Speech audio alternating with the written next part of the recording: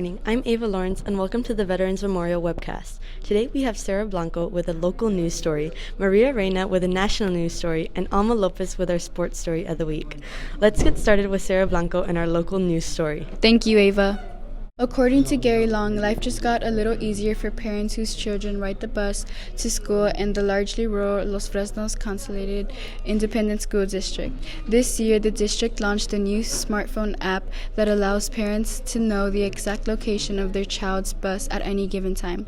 The app also will notify parents when the bus is a quarter mile away from dropping off the child at home.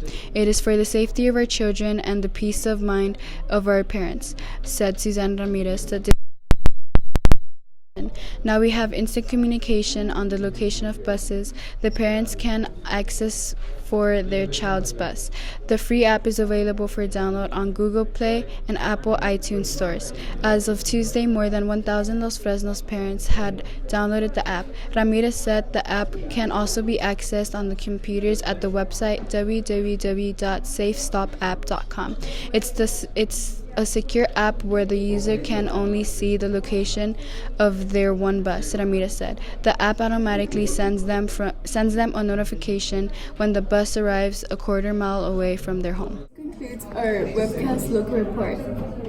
Thank you, Sarah. Now let's go to Maria with national news. Thank you, Ava. Kenneth T. Walsh reported, President Donald Trump said Sunday the package of gun-related proposals that he and Congress are considering won't be affected by the mass shooting this past week in Texas. We're doing a package, he told reporters. That's irrespective of what happened yesterday in Texas. He was referring to a mass shooting in which a gunman killed at least 7 people and wounded 22 around Odessa. This followed other recent mass shootings in August, including one in El Paso, Texas, and another in Dayton, Ohio. For the most part, as strong as you make your background checks, they would not have stopped any of it, Trump said. Trump said that Odessa mass shooting really hasn't changed anything about how Congress or the president will deal with gun control legislation. The president said public safety is our number one priority, but he still wants to protect our Second Amendment to the Constitution, which guarantees the right to bear arms. Meanwhile, many Democratic presidential candidates have been clamoring for more gun controls, such as universal background checks and a ban on the sale of assault-type weapons. This concludes our webcast national report. Now back to Ava. Thank you, Maria. Now let's go to Alma with sports. Thank you, Ava. Ian Miles Chung wrote that transgender athletes threatens women's sports. The victory of New Zealander Laurel Hubbard is just in the latest in a growing line of instances in which transgender women are claiming the top spot in women's sporting events. The 41-year-old dominated the Pacific Games weightlifting competition this week, winning a gold medal for her efforts and breaking some women's records in the processes. The inclusion of transgender individuals is threatening to upend women's professional sports. The male-to-female trans athletes previously qualified for the Commonwealth Games in 2018 and was expected to be a favorite for the gold, but an elbow injury forced her to withdraw from the event. Had she competed, she would have probably won. Hubbard isn't a lone figure. She joins with the ranks of sprinter Cece Telfer, powerlifter Mary Gregory, and cyclist Rachel McKinnon, all of whom which took top places in their respective sports, soundly beating their biologically female competitors. Much like Hubbard, Telfer, and Gregory also broke women's records with their wins. The inclusion of transgender individuals is threatening to upend women's professional sports. Biology is not a social construct. Although self-identifying as women, these individuals tend to be stronger, faster, and more agile than their biologically female counterparts, a fact neglected by proponents of political correctness. It is also worth noting that men's sports aren't threatened by the inclusion of transgender men. It's with these born with the uterus who are receiving the short end of the stick, as society tries to figure out what defines men and women. Social justice warriors defy it as transphobia. They argue that gender is a social construct. It's a theory in feminist sociology that states society and culture, not genetics, define whether one is male, female, or other. While the argument about what constitutes gender identity and gender expression, other confusing facts of gender in contemporary society remain up for debate. What isn't up for debate is the fact that those born with the male body parts and hormone levels have physical superiority over most biological females. It is settled science.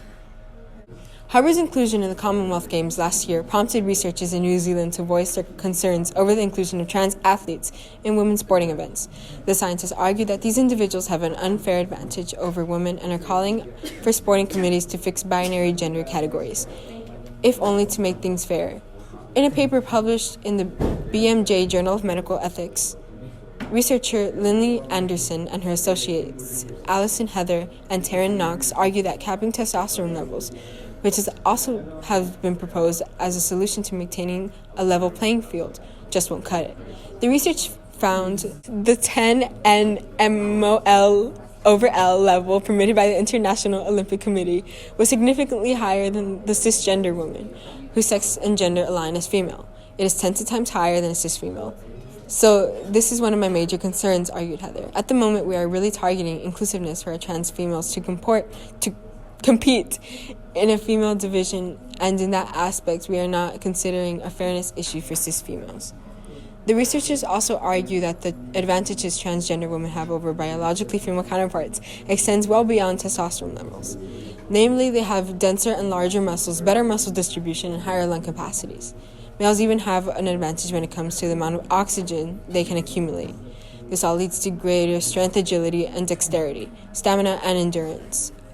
A viral video featuring the U.S. Olympic gymnastics Nastia Liukin and Shawn Johnson had them reacting to the abilities of men doing women's gymnastics.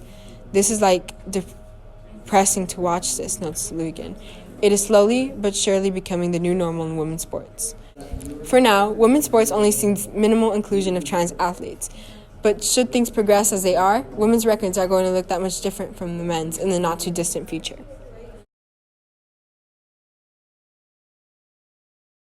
Thank you, Alma. This concludes our Veterans Memorial webcast for this week. Thank you for watching and have a great day.